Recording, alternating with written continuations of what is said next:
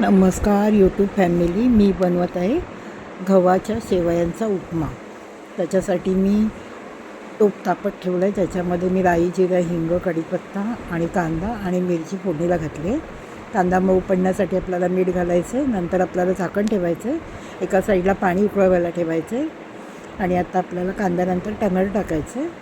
Tomato टाकल्याच्यानंतर आपल्याला tomato नरम पडला की आपल्याला थोडं हळद, थोडं तिखट हे टाकून आपल्याला त्या शेवया टाकून चांगल्या शेवया भाजून घ्यायच्यात. त्या भाजलेल्याच असतात पण आपल्याला थोड्या भाजून घ्यायच्यात. आणि ह्याच्यानंतर आपल्याला ह्याच्यामध्ये उकळतं पाणी टाकायचं.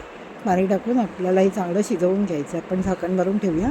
आता उघडून बघूया. चांगलं शिजलेत. आता थोडं सुकायला पाहिजेत. आणि आता चांगलं सुकल्याच्यानंतर ह्याच्यावर आपण कोथिंबीर घालूया. कशी वाटली शेवयाच्या उपमाची रेसिपी? जर रेसिपी आवडल्यास माझ्या चॅनलला लाईक करा, सबस्क्राईब करा, शेअर करा, कमेंट करा. धन्यवाद.